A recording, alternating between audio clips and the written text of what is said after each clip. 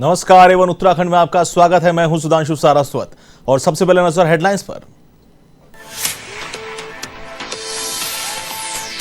प्रदेश की शिक्षा व्यवस्था को लेकर सीएम धामी गंभीर। सचिवालय में विद्यालयी शिक्षा विभाग की ली समीक्षा बैठक। शिक्षा की गुणवत्ता पर विशेष ध्यान दिए जाने के दिए निर्देश। कई घोषणाएं भी की।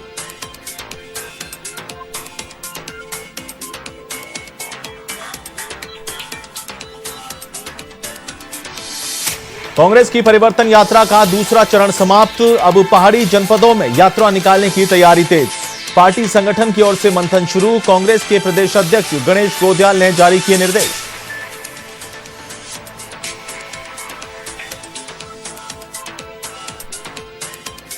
हरिद्वार जिले के लक्सर में किसानों की महापंचायत। भारतीय किसान यूनियन के राष्ट्रीय प्रवक्ता राकेश टिकैत ने की शिरकत। कहा, सरकारों को सबक सिखाने के लिए किसानों का एकजुट होना जरूरी।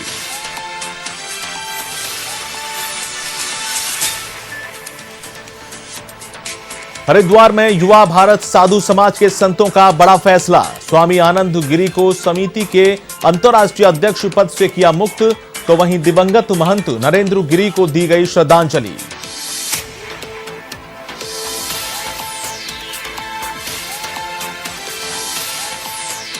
और उत्तराखंड में बारिश से हाल बेहाल। रुद्रपुर में झमाझम बारिश के बाद लोगों को मिली गर्मी से राहत, तो सोमेश्वर में बारिश ने किसानों को किया मायूस।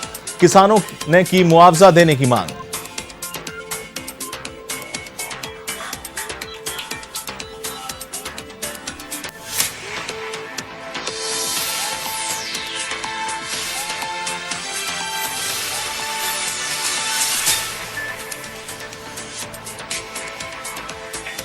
और अब खबरें विस्तार से।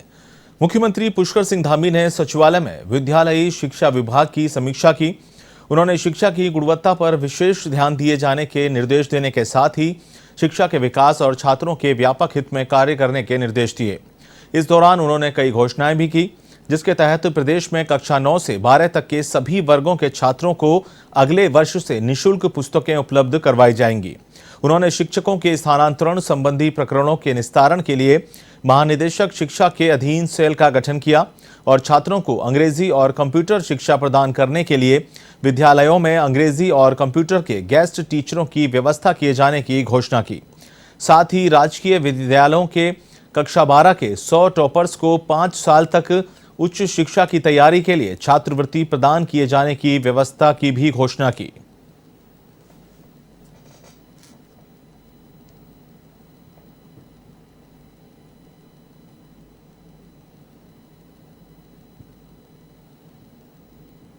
जो भी समीक्षा है शिक्षा विभाग को और कैसे दुरुस्त कर सकते हैं और कैसे सुविधाएं दे सकते हैं, जो कुछ हम लोगों ने जो घोषणाएं शिक्षा विभाग से संबंधित की है हमारे नौनिहालों का भविष्य बनाने के लिए जो जरूरी है, उन सब पर हम लोग आज मंथन करेंगे। बाजपुर विधानसभा क्षेत्र में करीब 13 करोड़ की लागत से होने वाले विभिन्न विकास कार्यों का कैबिनेट मंत्री यशपाल आर्य ने शिलान्यास और लोकार्पण किया। आपको बता दें कि विधानसभा चुनाव के नजदीक आते ही बाजपुर विधायक और कैबिनेट मंत्री यशपाल आर्य द्वारा लगातार विकास कार्य को गति दी जा रही है। इसी के चलते कैबिनेट मंत्री यशपाल आर्य ने बाजपुर की राम भवन धर्मशाला में 7 करोड़ 50 लाख की लागत से विभिन्न विकास कार्यों का शिलान्यास और लोकार्पण किया। इस दौरान कैबिनेट मंत्री यशपाल आर्य ने जनसभा को संबोधित करते हुए कहा कि विकास की दौड़ में बाजपुर वर्तमान स्थिति में बेहद आगे है। कोशिश की है आपके सेवक ने, यशपाल आर्य ने, और निरंतर बाजपुर विकास के दृष्टि से काफ़ी आगे बढ़ा है। हमने हर क्षेत्र में काम किया है, चाहे वो सड़कों की बात हो, चाहे शिक्षा के क्षेत्र में हो, चाहे आपके विद्युतीकरण के क्षेत्र में हो, चाहे हमारे जो अनुसूचित जाति हैं स्पेशल कंप्लेंट प्लान के तहत जो हमारे अकलियतों के लोग हैं, चाहे हमारे सिख भाई हों, चाहे हमारे मुस्लिम भाई हों, चाहे हमारे क्रिश्चियंस हों। शहरी विकास मंत्री बंशीधर भगत ने शहरी विकास और आवास की समीक्षा बैठक ली। इस दौरान सभी विभागीय अधिकारी भी मौजूद रहे। बैठक में विभागीय मंत्री बंशीधर भगत ने बरसात में हुई क्षतिग्रस्त सड़कों को लेकर चिंता जताई। साथ ही उन्होंने अधिकारियों को जल्द ही काम पूरा करने के निर्देश भी दिए। उन्होंने कहा कि लोगों को किसी भी तरीके की परेशानी ना हो, इसके लिए बैठक आहूत की गई। उन्होंने कहा कि स्मार्ट सिटी के अंतर्गत जो शहर में पाइपलाइन बिछाई जा रही है, उसका निर्माण जल्द ही पूरा किया जाए।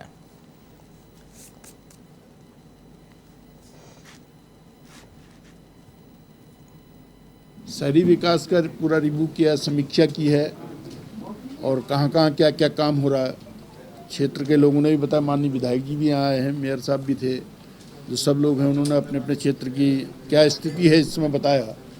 सबसे ज़्यादा स्थिति जो लाइनें बिछ रही हैं अमृत योजना के अंदर, उस योजनाओं में जो पाइपलाइनें डाली जा रही हैं उसके ऊपर सड़क निर्माण में देरी हो रही है। उसके लिए हमने सचिव साहब को कह दिया है कि वो एमडी जल निगम को बुलाकर उनके अधिकारियों से बात करके उसमें ठीक करने का एकदम प्रयास करें, ताकि लोगों को किसी प्रकार की दिक्कत सड़क में चलने पर न हो। पूर्व मुख्यमंत्री और प्रदेश कांग्रेस चुनाव अभियान समिति के अध्यक्ष हरीश रावत के बयान के बाद पक्ष और विपक्ष की ओर से बयानबाजी जारी है। आपको बता दें कि उन्होंने कहा था कि वह उत्तराखंड में भी एक दिन अनुसूचित जाति के व्यक्ति को मुख्यमंत्री पद पर देखना चाहते हैं और पार्टी इस लक्ष्य को हासिल करने के लिए काम करेगी। जिसके बाद नेता प्रतिपक्ष प्रीतम ने कहा कि अगर आलाकमान का आदेश होगा तो हमें खुशी होगी और दलित चेहरे को मुख्यमंत्री बनाया जाएगा। वहीं कैबिनेट मंत्री बंशीधर भगत ने इस मुद्दे को नजरअंदाज किया और कहा कि ये कांग्रेस के अपने विचार हैं, वो जिसे चाहे मुख्यमंत्री बनवाए।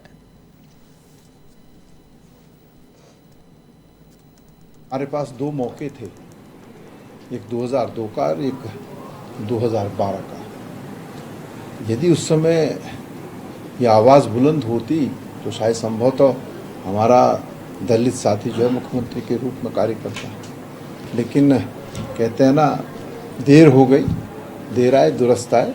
2022 जब आएगा तब इस परिप्रेक्ष्य में जो है राष्ट्रीय नेतृत्व तय करेगा। मैंने ये कहा है कि कोई भी व्यक्ति हो, किसी समाज का हो, अच्छी बात है। दलित व्यक्ति भी अगर काबिल है, उत्तराखंड को बुलंदी पर पहुंचाने का सपना रखता हो, यहाँ के युवाओं को उनके सपनों को साकार कर सकने में सक्षम हो, यहाँ के हर आदमी को साथ ले जाने में सक्षम हो, तो किसी भी वर्ग का व्यक्ति हो वो मुख्यमंत्री बन सकता है। कि इच्छा जो करे वो करे, उसमें कोई डिस्टर्ब कर सकता है क्या? वो बड़े महान नेता हैं, उनको कौन डिस्टर्ब कर सकता है? उनको जो प्रेम जिससे हो जाए वो उससे करें।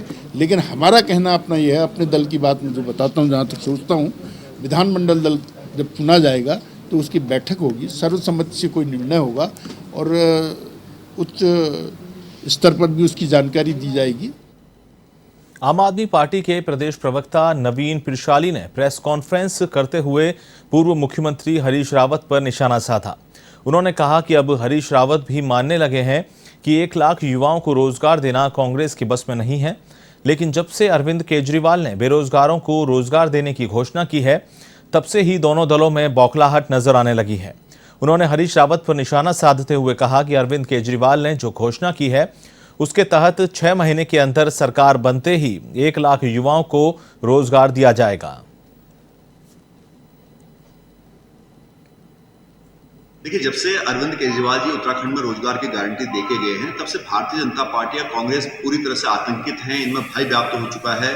अलग बयानबाजी पर उतर आए हैं। हरीश रावत जी कहते हैं कि 1 लाख रोजगार नहीं दिया जा सकता है, तो हरीश रावत जी से ये बताना चाहते हैं कि रावत जी आपके बस का नहीं था, ये बात सही है, लेकिन इसका मतलब ये नहीं कि आम आदमी पार्टी नहीं दे सकते हैं। आप स्थान और समय बताइए, हम आपको चुनौती देते हैं कि हम ये बताने को तैयार हैं कैसे हम 1 लाख नौकरियां देंगे और कैसे हम 5000 बेरोजगारी भत्ता हर बेरोजगार युवा को देंगे। भाजपा प्रदेश अध्यक्ष की नियुक्ति के वायरल पत्र पर विपक्ष भी खुलकर सामने आ गया है। नेता प्रतिपक्ष प्रीतम सिंह ने मांग की कि सरकार भाजपा की है, उनको पता लगाना चाहिए कि पत्र किसकी साजिश है। इसके साथ ही कई वर्ष पूर्व भाजपा दफ्तर में हुई चोरी का खुलासा भी सरकार करवाए। दरअसल बीजेपी के नए प्रदेश अध्यक्ष की नियुक्ति को लेकर वायरल हुए फर्जी पत्र पर सियासत भी तेज हो गई है। जहां एक तरफ बीजेपी का कहना है कि ये शरारत और साजिश भी हो सकती है, इसमें विपक्ष भी शामिल हो सकता है, तो वहीं कांग्रेस ने पलटवार करते हुए कहा कि अगर विपक्ष की साजिश है तो सरकार कार्रवाई करे।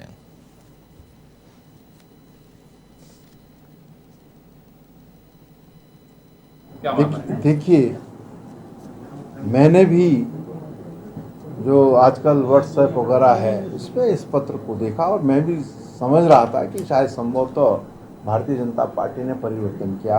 लेकिन बाद में पता चला कि ये जो पत्र है ये फर्जी पत्र है।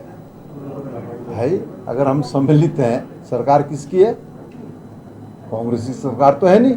देखिए, एक लेटर आजकल बहुत आसान है, कोई भी लेटर को कट एंड पेस्ट करके बनाया जा सकता है। मुझे लग रहा है कि इसके पीछे कोई ना कोई किसी ने षड्यंत्र किया है और इसलिए संगठन की तरफ से उसके ऊपर आईटी विभाग को ये कहा गया है कि इसकी जांच कराई जाएगी। कांग्रेस की परिवर्तन यात्रा का दूसरा चरण समाप्त हो गया है। अब कांग्रेस परिवर्तन यात्रा के तीसरे चरण में पहाड़ी जनपदों में यात्रा निकालने जाएगी, जिसको लेकर पार्टी संगठन की ओर से मंथन भी शुरू हो गया है। कांग्रेस के प्रदेश अध्यक्ष गणेश गोदयाल ने कहा कि कांग्रेस की परिवर्तन यात्रा में लोगों का भरपूर समर्थन मिल रहा है। ऐसे में अब सड़कों की स्थिति देखते हुए गढ़वाल और कुमाऊं के पहाड़ी इलाकों में परिवर्तन यात्रा निकाली जाएगी, जिसके लिए संगठन की ओर से तैयारियां शुरू कर दी गई हैं।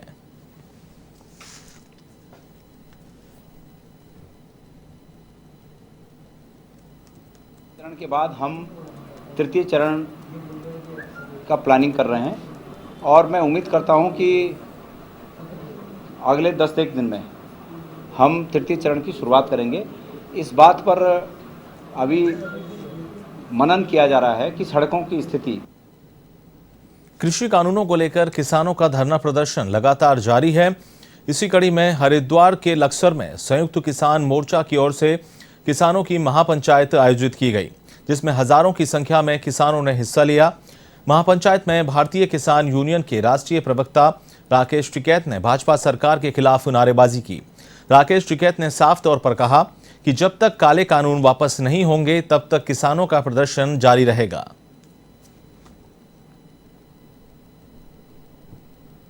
हमने तो सभी जनता से अपील करी कि एक दिन किसान के नाम और 27 तारीख में सब लोग इसमें मदद करें, सभी दुकानदार, ट्रांसपोर्टर, सभी किसान, मजदूर, हमारे जो युवा साथी है, सभी सब अपील है कि उस दिन इसमें सहयोग करें। आप सबको अपील करिए हम लोग।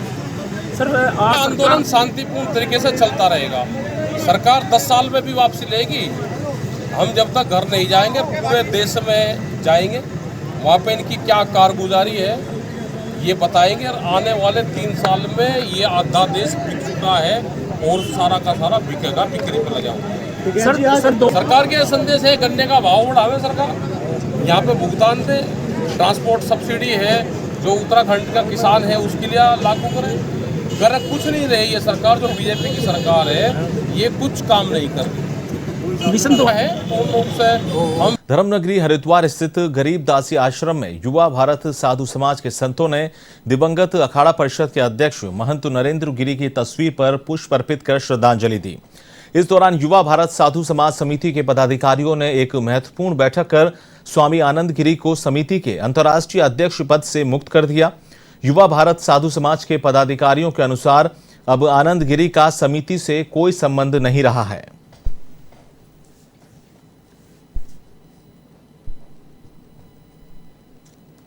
नरेंद्र गिरी जी महाराज जी का इस प्रकार से चले जाना हम सब के लिए एक दुखद और खेद का विषय है।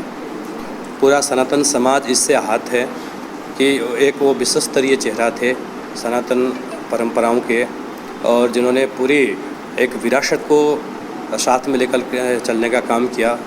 उनके अचानक जाने से हम सबको बहुत बड़ा धक्का लगा है, बहुत गहरी चोट पहुंची है।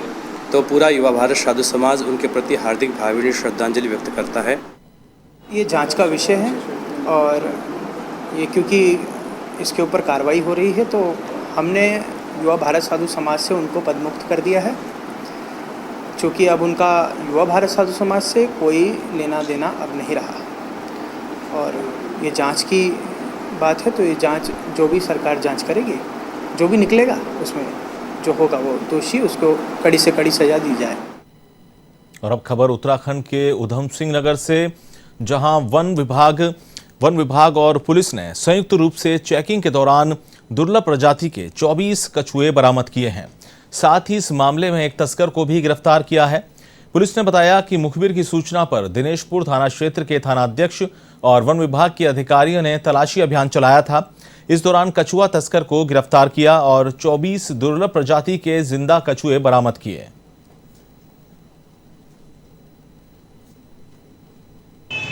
और साथ दिनेशपुर में बेचने के लाए थे, महेशपुर में पकड़े गए।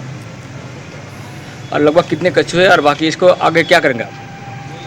आगे 20 कछुए हैं जिन्हें अभी ले जाऊंगा मैं इसका मेडिकल करवाने के बाद, कोविड करने के बाद इसको न्यायालय में पेश किया जाएगा। उत्तराखंड में भले ही चारधाम यात्रा का शुभारंभ हो गया हो, लेकिन सरकार के नियमों की बाध्यता की वजह से श्रद्धालुओं को चारधाम के दर्शन नहीं हो रहे हैं। श्रद्धालु ऋषिकेश से ही बैरंग लौटने को मजबूर हैं, जिसमें मुख्य रूप से देवस्थानम बोर्ड की वेबसाइट पर पंजीकरण नहीं होने की समस्या शामिल है। ऐसे में परिवहन कारोबारियों को जिस तरह श्रद्धालुओं के आने की उम्मीद थी, वह उम्मीद अब टूटने लगी है। परिवहन कारोबारियों ने ARTO कार्यालय पर सरकार के खिलाफ नारेबाजी करते हुए प्रदर्शन किया। मौके पर ज्ञापन भी सौंपा गया, जिसमें उन्होंने अपनी मांगों को शीघ्र पूरा करने के लिए आवाज बुलंद की।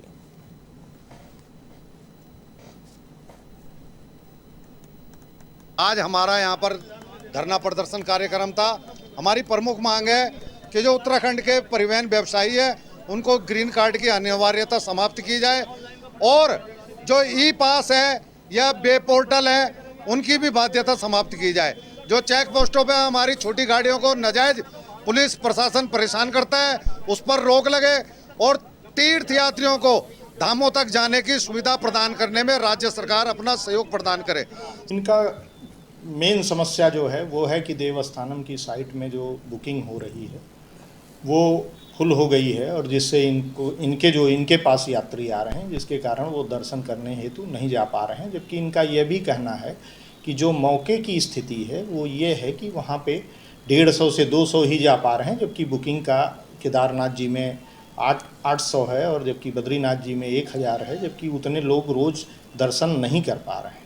तो इस समस्या को सुधारा जाए, तो चूँकि ये पर्यटन विभाग से संबंधित सोमेश्वर के बोलेरो घाटी क्षेत्र में इस बार धान की फसल अच्छी होने से किसान खुश थे, लेकिन एक बार फिर बारिश ने सभी किसानों को मायूस कर दिया। बरौरा क्षेत्र की मुख्य फसल धान की कटाई चल रही थी, लेकिन बारिश से धान की खड़ी फसल को काफी नुकसान हुआ, जिससे किसानों में भी मायूसी छा गई है। ऐसे में किसानों ने नुकसान का मुआवजा देने की मांग की है।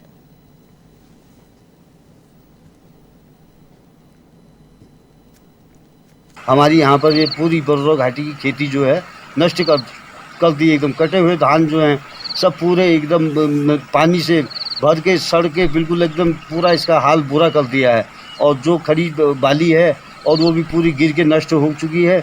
और चूँकि हमारा सहारा ही यही है और इसमें सरकार ने इसमें कुछ हमको मुआवजा कुछ देना चाहिए, और अगर नहीं देती है तो फिर इसके लिए फिर आगे को फिर और भी कुछ हम कार्रवाई करेंगे। रुद्रपुर में भारी उमस के बाद बुधवार को मौसम ने रुद्रपुर में करवट बदल ली। दोपहर बाद क्षेत्र में झमाझम बारिश हुई। बारिश होने से लोगों को गर्मी से काफी राहत मिली, तो वहीं दूसरी ओर बरसात ने नगर निगम के सफाई के दावों की पोल भी खोल दी। जगह जगह नालियां चौक होती हुई नजर आईं, तो कई जगह जल भराव की समस्या भी सामने आई। शहर के डीडी चौक पर तालाब जैसा नजारा भी देखने को मिला।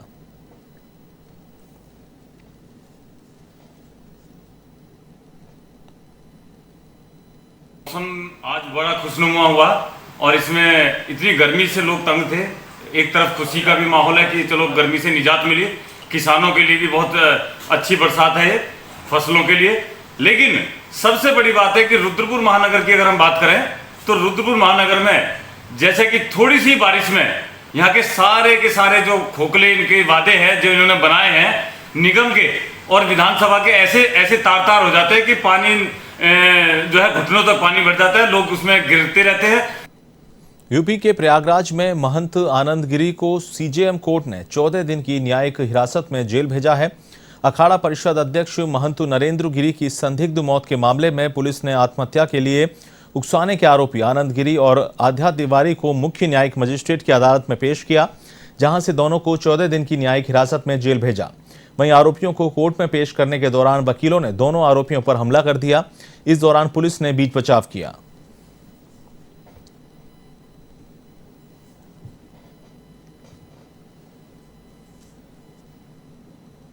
आनंद गिरी जी को और आध्या तिवारी को जो है सीजीएम कोर्ट में पुलिस ने पेश किया और पेश करने के बाद हमने और सुधीर श्रीवास्तव जी ने आनंद गिरी जी का और आध्या तिवारी जी का पक्ष रखा और उसके बाद मजिस्ट्रेट ने उनको जो है न्यायिक हिरासत में जो है नैनी जेल भेज दिया और आगे की प्रक्रिया हम लोग जो है पुनः अब बेल प्रार्थना पत्र डाल करके उनकी जमानत कराने का प्रयास करेंगे।